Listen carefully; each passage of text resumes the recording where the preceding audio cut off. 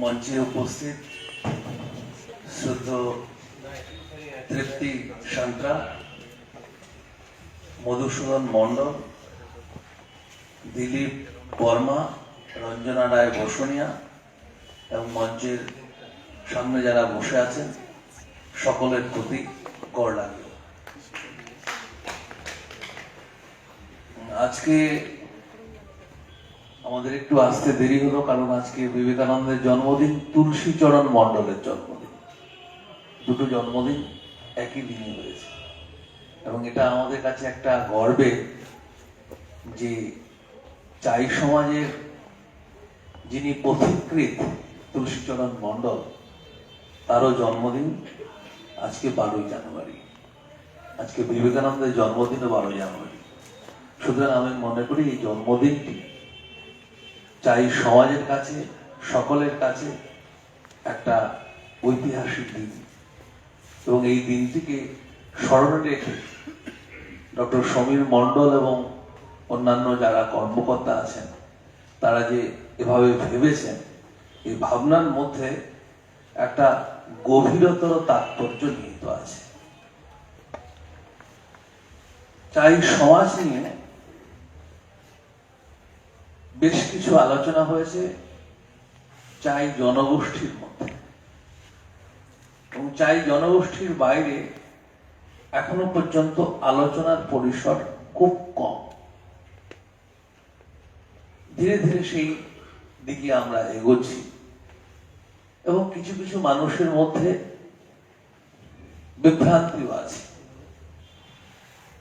চাই জনগোষ্ঠীর মানুষদের ভাষা কি, তাদের আত্মপরিচয় কি, এবং এ নিয়ে তুলসীচরণ মণ্ডল একটা দীর্ঘ লড়াই করেছে, তার জীবনীতে আমরা পাই। চাই জনগোষ্ঠীর আলাদা একটা আইডেন্টিটি আছে এবং 2011 সনের সেন্সাস আমরা পাচ্ছি যে উত্তর দক্ষিণ দিনাজপুর জেলা, যে অবিভক্ত পশ্চিম দিনাজপুর জেলা, মালদা জেলা, আমাদের মুর্শিদাবাদ জেলা এবং নদিয়া জেলা, পূর্ব মেদিনীপুর জেলা, এই জেলায় চাই জনগোষ্ঠীর মানুষ বসবাস করে। 2011 সনের সেন্সাস। এই জেলার বাইরেও, পশ্চিমবঙ্গের বাইরেও চাই জনগোষ্ঠীর বসবাস আমরা লক্ষ্য করি নেপালের পূর্বাংশে। যারা চাই সমাজ সংস্কৃতি নিয়ে কাজ করছেন অবশ্যই ঝাপা এবং মরং জেলায় যাবেন। ঝাপা মরং জেলায় এই জনগোষ্ঠীর মানুষ আছেন। বিহারে, বিহারের একটা সুবিস্তৃত অঞ্চলে তারা বসবাস করছে এবং ঝাড়খণ্ডের একটা অংশে আছে।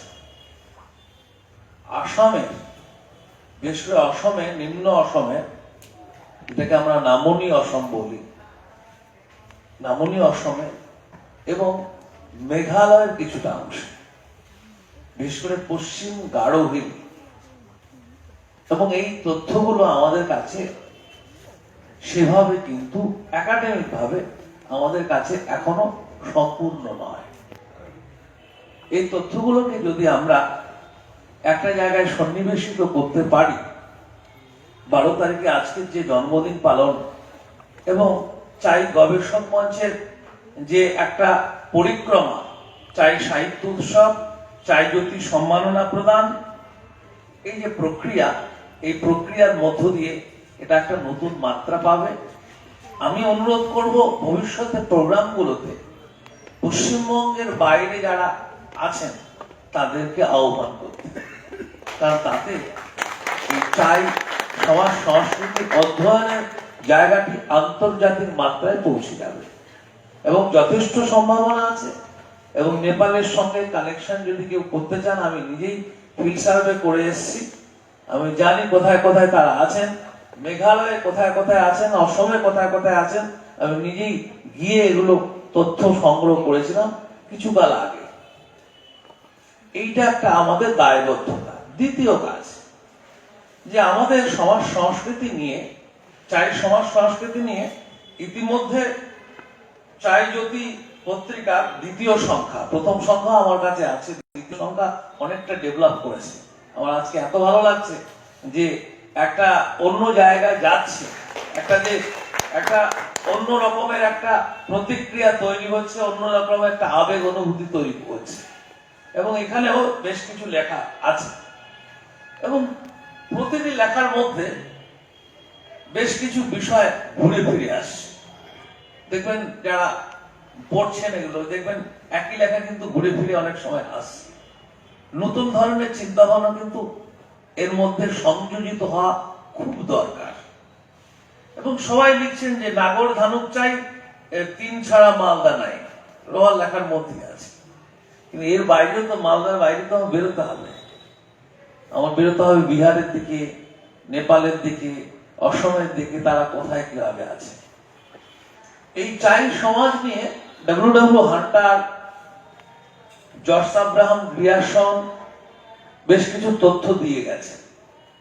সব তথ্য যে ঠিক তা নয়। আমরা অনেক সময় জর্জ আব্রাহাম গ্রিয়ারসনের তথ্যের মধ্যে ভুল পেয়ে থাকি।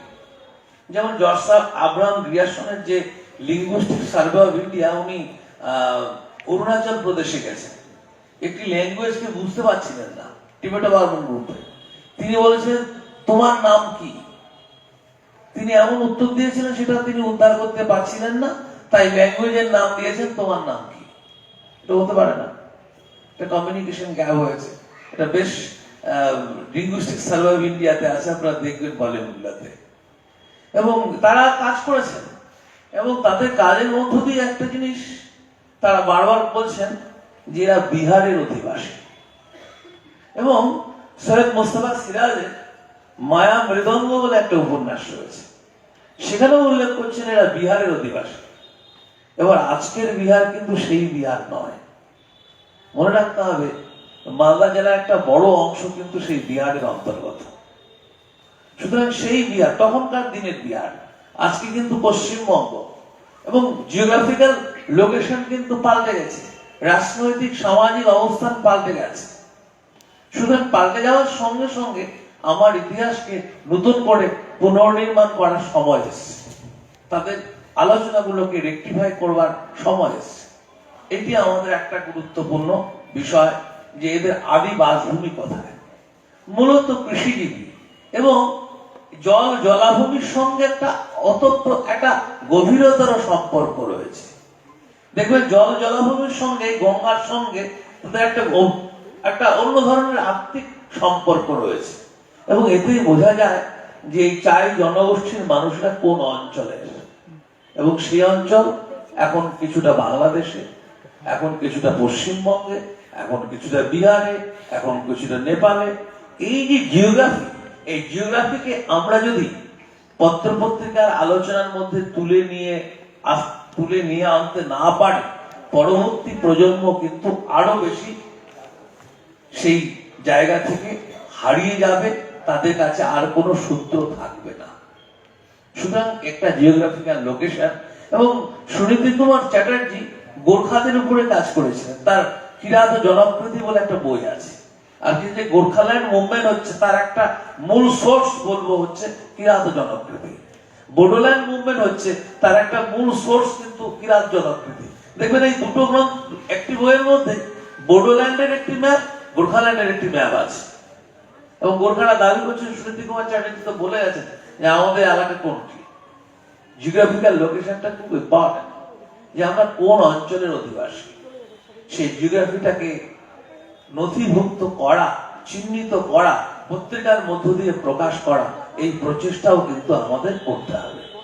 তাহলে আমি পরবর্তী জেনারেশন বলতে পারবে যে চাই জনগোষ্ঠীর মানুষরা শুধুমাত্র মালদহ জেলায় বসবাস করেন না, মালদহের বাইরেও বিপুল সংখ্যক চাই জনগোষ্ঠীর মানুষ রয়েছেন, তাদের একটা আলাদা সংস্কৃতি রয়েছে। নেক্সট আরেকটি বিষয়, চাই সমাজ সংস্কৃতি নিয়ে যারাই আলোচনা করেছেন, সূর্য ব্রত থেকে শুরু করে কৃষিকেন্দ্রিক বিবাহের লোকাচার ইত্যাদি আলোচনা করেছেন। দেখুন, এই সূর্য ব্রত ব্যাপারটা একটা গুরুত্বপূর্ণ ব্রত, এবং এই ব্রতের মধ্যে নিহিত রয়েছে বৌদ্ধ সংস্কৃতির পরম্পরা। এবং এই অঞ্চলে আদিবাসীরা, জনগোষ্ঠীর মানুষ, বিভিন্ন জনগোষ্ঠীর মানুষেরা এক সময় বৌদ্ধ সংস্কৃতির পরম্পরা অনুসরণ করেছে। আজকে দেখবেন এই অঞ্চলে চণ্ডীর গান আছে। এই চণ্ডীর গান আসলে চণ্ডী দেবী আসলে বৌদ্ধ দেবী। এবং এই বৌদ্ধ দেবী কেন? নবচর্যা পদশীল কুমার বন্দ্যোপাধ্যায়ের সম্পাদনায় বেরিয়েছে কলকাতা বিশ্ববিদ্যালয় থেকে। এবং নবচর্যার মধ্যে পরিষ্কার উল্লেখ আছে বারুণী এবং চণ্ডী আসলে বৌদ্ধ দেবী। এবং পরবর্তীকালে তাদের বিবর্তন ঘটেছে। তা চাই সমাজের সংস্কৃতির মধ্যে যে আদিমতম পরম্পরাগুলি রয়েছে, বিজ্ঞান ভিত্তিক ভাবে এগুলোর বিশ্লেষণ প্রয়োজন রয়েছে। কারণ আমি শুধু বর্ণনা করব না যে আমার সূর্যব্রত আছে, এই বিবাহ লোকাচার ইত্যাদি আছে, আমার কেন আছে। আমরা যখন কাজ করি তখন গবেষণায় উল্লেখ করি যে কি, কেন, কবে, কোথায়, কিভাবে। এই কি, কেন, কবে, কোথায়, কিভাবে এই প্রশ্নগুলো যখন এই আর্টিকেলের মধ্যে প্রবেশ করবে, দেখবেন আর্টিকেলটাই চেঞ্জ হয়ে যাবে। এবং এর রেফারেন্স কিন্তু যথেষ্ট রয়েছে। এই অঞ্চলের বৌদ্ধ সংস্কৃতি নিয়ে অনেক আলোচনা রয়েছে। এবং বৌদ্ধ সংস্কৃতি পরবর্তীকালে পাল আমল এবং সেন আমলের যে পরম্পরা, চাই জনগোষ্ঠীর পরম্পরার মধ্যে সেই প্রত্ন ইতিহাস কিন্তু সংস্কৃতির মধ্যে বহন করে আমরা চলেছি। এইটাও একটা গুরুত্বপূর্ণ উল্লেখযোগ্য অধ্যায়। তার মানে চাই জনগোষ্ঠীর মানুষরা বিচ্ছিন্ন মানুষ নয়, এখানকার প্রাচীন ইতিহাসের সঙ্গে তারা সম্পৃক্ত হয়ে আছে। এই ইতিহাস আমাদেরও ইতিহাস, এই ইতিহাস আমাদের কথা বলে, এই ইতিহাস আমাদের ইতিহাসকে পুনর্নির্মাণ করে। এই জায়গাটা আমাদের ধরা খুব প্রয়োজন। তাহলে আমি আমার গ্লোরিয়াস হিস্ট্রিকে অনুসন্ধান করতে পারবো, আবার নতুন ভাবে ব্যাখ্যা করতে পারবো, আমার জনগোষ্ঠীর আত্মপরিচয়, আইডেন্টিটিকে পুনরায় নির্মাণ করতে পারবো। তা না হলে এই তো তুলসীচরণ মন্ডলের কথা বারবার বলছি, কারণ কি তিনি নানা জায়গায় গেছেন, শিলিগুড়িতে ছিলেন, মালদায় ছিলেন, দিনাজপুরে ছিলেন, মুর্শিদাবাদে কাজ করেছেন, এবং বিভিন্ন জায়গায় কাজ করতে গিয়ে তাকে কিন্তু বিভিন্ন লড়াই করতে হয়েছে। একটা মানুষ একদিকে সংগঠন, একদিকে কলম, দুটো একসঙ্গে চালানো যে কি কঠিন, আর সংগঠন ধরে রাখা যে আরো কঠিন। আমাদের মধ্যে এমন হয় যে একটা সংগঠন তৈরি হওয়ার সঙ্গে সঙ্গে আরেকটা সংগঠন তৈরি হয়ে যায়। তবে ওখানে যদি 4-5টা লোককে নিয়ে যদি একটা সংগঠন তৈরি করা যায়, দুটো লোক বেরিয়ে গিয়ে আরেকটা সংগঠন করে ফেললো। পরে তার সঙ্গে যারা 4-5 জন জুটে গেল, তারা বললো যে না, আমরা উদ্যোগে থাকবো না, আমরা আরেকটা ভাগ হয়ে যাই। এই ডিভাইডেড রুলটা আমাদের মধ্যে সচরাচর ঘটে থাকে। কারণ আমরা দলিত মানুষ, আমরা তো নিষ্পেষিত। এই যে ব্রাহ্মণ্যবাদী সংস্কার, ব্রাহ্মণ্যতন্ত্রের মধ্য দিয়ে আমরা যে কিভাবে নিষ্পেষিত হয়েছি তার ছাপ কিন্তু এখনো আছে। এবং আমি মনে করি যে এই জায়গাগুলো সম্পর্কে আমাদের সচেতন থাকা দরকার। আমাদের এই চাইদের মধ্যে একসময় গোত্র ছিল, এখন পাওয়া যাচ্ছে না। কিন্তু গোত্রগুলো কোথায় খুঁজব? বিবাহের লোকাচারে, তার জন্ম, মৃত্যু, বিবাহ, তিনটি খুব গুরুত্বপূর্ণ। এবং এই তিনটি গুরুত্বপূর্ণ পর্যায়কে বিজ্ঞান ভিত্তিক ভাবে বিশ্লেষণের কিন্তু অবকাশ তৈরি হয়েছে এবং করা উচিত।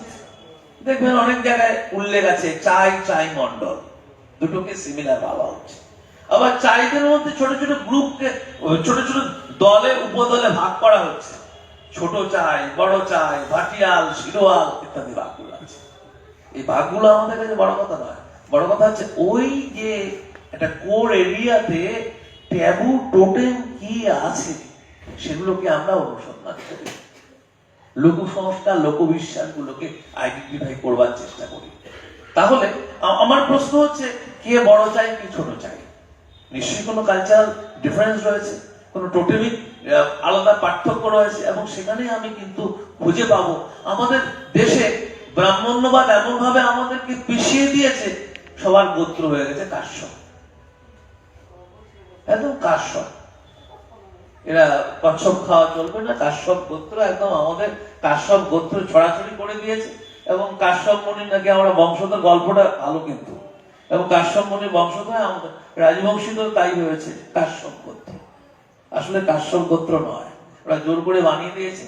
যখন ব্রাহ্মণেরা মন্ত্র পড়ে তখন বলেছিলেন গোত্র, বললো গোত্র নেই, আছে ঠিক আছে কাশ্যপ গোত্র বানিয়ে দাও। তার মানে আমাদের এখানে একটা মস্ত বড় ইতিহাস, কিন্তু একটা শ্যাডো, একটা দিক কিন্তু রয়েছে। সুতরাং এইটা আমি এই ছোট ছোট গ্রুপগুলোকে যদি আরো ডিটেলসে অনুসন্ধান করি তাহলে কিন্তু এগুলো আমি খুঁজে পাবো। নেক্সট আরেকটি বিষয় খুব উল্লেখযোগ্য যে প্রতিটি আদিমতম জনগোষ্ঠীর মধ্যে কাস্টমারি ল আছে এবং কাস্টমারি ল গুলো হারিয়ে গেছে। চাই সমাজের মধ্যে বার্ষিক প্রথা ছিল, বার্ষিক গ্রামের সমাজপতিরা এই বার্ষিক প্রথা, এবং এখনো আপনারা জানেন যে উত্তর পূর্ব ভারতে অনেক জনগোষ্ঠীর মধ্যে প্রথমে বিচার হয় কাস্টমারি ল এর মধ্যে দিয়ে। গারোদের কাস্টমারি ল প্রথম বিচার হবে, তারপরে ওরা কোর্টে যাবে, ফার্স্ট কাস্টমারি ল। কোচদের মধ্যে প্রথম কাস্টমারি লতে বিচার হয়, রাভাদের মধ্যে প্রথম কাস্টমারি লতে বিচার হয়, এবং সেটা আইন সিদ্ধ। এবং এই কাস্টমারি ল কিন্তু ছিল, আজকে কাস্টমারি ল হারিয়ে গেছে। এবং তার 36, 84 এই বিষয়গুলো ছিল। এবং এখনো উত্তর পূর্ব ভারতে এবং পশ্চিমবঙ্গের বিভিন্ন জায়গায় পঞ্চ প্রথা রয়েছে, পঁইশ প্রথা রয়েছে, 36 প্রথা রয়েছে। এবং এই যে কাস্টমারি ল নিয়ে দীর্ঘ আলোচনা, বিজ্ঞান ভিত্তিক আলোচনা, এটা আমাদের ল, এটা আমাদের আইন কানুন, এটা আমাদের প্রথাগত বিচার ব্যবস্থা। এই প্রথাগত বিচার ব্যবস্থা একসময় এত বেশি সুশৃঙ্খল ছিল যে কারণে আমার মানুষগুলো সংঘবদ্ধ হয়েছে। সেই প্রথাগত বিচার ব্যবস্থার বিভিন্ন দিকগুলি যারা আইন কানুন নিয়ে ভাবেন তারা তুলে নিয়ে আসুন, পরবর্তীকালে এ নিয়ে গবেষণা হবে। চাই সমাজের নতুন একটা দিক আলোকিত হবে। আজকে যে ডেমোক্রেটিক সোসাইটির কথা বলছি, ডেমোক্রেটিক সোসাইটি জনগোষ্ঠীগুলো আগে দেখিয়ে দিয়েছে। আজকে গণতন্ত্রের কথা বলছি, democracy is the government by the people for the people, কিন্তু চাই জনগোষ্ঠী তো আগেই বলে দিয়েছে বার্ষিক প্রধান মধ্য দিয়ে। এটা আমাদের কাছে নতুন নয়। সেই পুনর্নির্মাণ কিন্তু আমাদের তৈরি করতে হবে, আমাদের লিখতে হবে, আমাদের এই জায়গাগুলো কিন্তু হাইলাইট করা হবে। যে আজকে গণতন্ত্র গণতন্ত্রের কথা বলা হচ্ছে, চাই জনগোষ্ঠী তো আদিমতম অবস্থায় গণতান্ত্রিক অবস্থায় ছিল। তা কি কার কাছ থেকে নিয়েছে? আমরা কি ওদের কাছ থেকে নিয়েছি? আমাদের কাছ থেকে ওরা নিয়েছে। এই যে ইতিহাসটাকে ঘুরিয়ে দেওয়ার একটা প্রবণতা, একটা নির্মাণ করার একটা প্রবণতা, সেই জায়গায় কিন্তু আজকে দাঁড়িয়ে আছে। সুতরাং আমি লেখালেখি করব, আমার ইতিহাসকে আমি পুনর্নির্মাণ করব। আমার ল, আমার বার্ষিক প্রথা ছিল, এখানে গণতান্ত্রিক ব্যবস্থা ছিল, সেই প্রথায় তো পরবর্তীকালে এরকম আইন আদালতে চলে এসছে। তাহলে আমার কাছ থেকে ওরা নিয়েছে নাকি ওদের কাছ থেকে আমি নিয়েছি? বিষয়টা কিন্তু ভাববার। সুতরাং এই জায়গায় দাঁড়িয়ে আমাকে ভাবতে হবে যে এই সমাজে উন্নয়ন কিভাবে ঘটাবো। ভাষা নিয়ে একটা প্রশ্ন আসে। অনেকে আমাকে বলেন যে চাইরা তো খোট্টা ভাষায় কথা বলে না। চাইরা তো খোট্টা ভাষায় কথা বলে না, চাইদের নিজস্ব একটা ভাষা রয়েছে। হ্যাঁ, খোট্টা ভাষার প্রভাব কোথাও কোথাও পড়তেই পারে। একটা বড় অনেকগুলো ভাষা রয়েছে। মালদা জেলায় তো একটা ভাষা নেই, অনেকগুলো ভাষা রয়েছে। তা চাইবার খোট্টা ভাষার প্রভাব চাইদের মধ্যে পড়বে না? তো চাইদের মধ্যে পড়তেই পারে, তার কিছু সিমিলারিটি থাকতেই পারে। কিন্তু তাই বলে চাইদের ভাষা তো আলাদা, একটা আলাদা জনগোষ্ঠী এবং আলাদা একটা আইডেন্টিটি, সেখানে আলাদা একটি ভাষা রয়েছে। এবার মুশকিলটা হচ্ছে এই ভাষা আমরা লিখতে পারিনি। আজকে দ্বিতীয় সংখ্যা বেরিয়েছে, এরপরে যেদিন 25তম সংখ্যা 30তম সংখ্যা বেরোবে, একটা হিউজ লিটারেচার তৈরি হবে। তার মানে চাই ভাষার ডেভেলপমেন্টের জন্য লিখতে হবে, আমাদের লিখতে হবে। এবং আরো গুরুত্বপূর্ণ, আজকে জেনারেশন যেভাবে মোবাইল হোয়াটসঅ্যাপ ইউজ করছে, তাদের ইউজ করা শেখাতে হবে চাই ভাষায়। যে কোনো ভাষা বাঁচতে গেলে, সচল হতে গেলে সেই ভাষায় প্র্যাকটিস দরকার। আমি যদি আমার ভাষায় কথা না বলি তাহলে আমার ভাষা বাঁচবে কি করে? অবশ্যই স্টেজে দাঁড়িয়ে আপনি আপনার ভাষায় কথা বলবেন। বোঝার দায়িত্ব আমার। যিনি চাই ভাষাভাষী নন তার বোঝার দায়িত্ব, যে ভাষা আপনাকে বুঝতে হবে। তো আমার আলাদা ভাষা রয়েছে, কিন্তু খামাখা আমি চাই জনগোষ্ঠীর মঞ্চে গিয়ে আমি চাই জনগোষ্ঠীর মানুষ হয়ে আমি অন্য ভাষায় কথা বলবো কেন? আমি বাংলা ভাষাকে মার যেতে দাঁড়াবো। ইংরেজিকে সম্মান জানাই, হিন্দিকে সম্মান জানাই, কিন্তু আমারও তো একটা ভাষা রয়েছে। সুতরাং ভুল হোক, ত্রুটি হোক, যাই হোক, নিজের ভাষায় কথা বলতে হবে, নাহলে তো ভাষা থাকবে না। ভাষা তো একটা আইডেন্টিটি। এবং আমাদের দেশে একটা ঘটনা ঘটে গেছে যে কিছু কিছু লোক বলে না ওগুলো আজে বাজে ভাষা। আজে বাজে ভাষা বলে পৃথিবীতে কিছু নেই। আজকে ন্যাশনাল এডুকেশন পলিসিতে বলছে ছোট ছোট ভাষাগুলোকে মর্যাদা দিতে হবে। আজকে ইউনেস্কো বলছে ছোট ছোট ভাষাগুলিকে মর্যাদা দিতে হবে। কারণ ওই ছেলেমেয়েগুলি ওই ভাষায় যদি প্রাথমিক শিক্ষা গ্রহণ না করে ওরা তো ভবিষ্যতে পিছিয়ে যাবে। তারপরে না ঘরকা না ঘাটকা হয়ে যাবে। এবং সেটা হয়েছে আমাদের ক্ষেত্রে। তাই আমরা দলিতি থেকে গেছি, ওদের সুবিধা হয়েছে। সুতরাং আমাদের নিজস্ব একটা ভাষা রয়েছে, সেই ভাষায় একদিকে যেমন লিটারেচার তৈরি হবে, অন্যদিকে আমাদের চর্চাটা করা দরকার। এবং চর্চা করার কি সহজ উপায়, একদম সহজ উপায়। যে সমস্ত বয়স্ক মানুষ আছেন গল্পগুলো শুনে, অনেক মানুষ রয়েছেন, এর মধুসূদন মন্ডল রয়েছেন, তার কাছে অনেক গল্প রয়েছে, আপনি গল্পটা শুনুন। তিনি যেভাবে বলছেন সেটা গল্পকে শুনে লিখে নিয়ে একটু এদিক ওদিক করে একটা গল্প তৈরি করুন। উদয়নারায়ণ সিং বিখ্যাত ভাষাবিজ্ঞানী, সিআইআই এর ডিরেক্টর ছিলেন। উনি বলেছিলেন যে তোমার ভাষাকে যদি তুমি ডেভেলপ করতে চাও, ফোকটেল গুলোকে কালেক্ট করো, লোকগল্পগুলোকে কালেক্ট করো, এবং এই কালেক্ট করে ওই গল্পটাকে একটু সাজাও, রংচং দাও, এবার রংচং দিয়ে সেটাকে তুমি পাবলিশ করে দাও। ওর মুখের ভাষাটা তুমি যখন বসিয়ে দেবে, অরিজিনাল ভাষাটা চলে আসবে। এটা কোনো খুব বেশি পরিশ্রমের কাজ নয়। আপনারা এই কাজটা করুন। বিভিন্ন শব্দ ভান্ডার রয়েছে, এবং এই ছোট ছোট জনগোষ্ঠী, বিভিন্ন জনগোষ্ঠীর ভাষাগুলি যদি না বাঁচে, বাংলা ভাষা কিন্তু বাঁচবে না। কারণ বাংলা ভাষাও বিভিন্ন ছোট ছোট ভাষা থেকে নিয়েছে। মোহাম্মদ সৈদুল্লাহ বলে গেছে প্রাগার্য ভাষীদের কাছ থেকে এই বাংলা ভাষাও কিন্তু অনেক কিছু নিয়েছে। সুনীতি কুমার চ্যাটার্জি কৃষ্ণনগরের বঙ্গীয় সাহিত্য পরিষদের একটি সভায় একথা বারবার উল্লেখ করেছে। সুতরাং বাংলা ভাষার যে স্ট্রাকচারটা ভারতীয় আর্য, কিন্তু তার যে অস্থি মাংস মর্যা প্রাগার্য ভাষীদের, চাই জনগোষ্ঠী ও অন্যান্য জনগোষ্ঠীর মানুষদের কাছ থেকে নেওয়া। ফলে বাংলা ভাষাও কিন্তু এই ভাষাগুলি দিয়ে সমৃদ্ধ হয়েছে। এই ভাষা যদি, চাই ভাষা যদি হারিয়ে যায়, ভবিষ্যতে বাংলা ভাষার আলোচনাও কিন্তু খণ্ডিত থেকে যাবে। সুতরাং এই হচ্ছে আমাদের সাংস্কৃতিক পরম্পরা।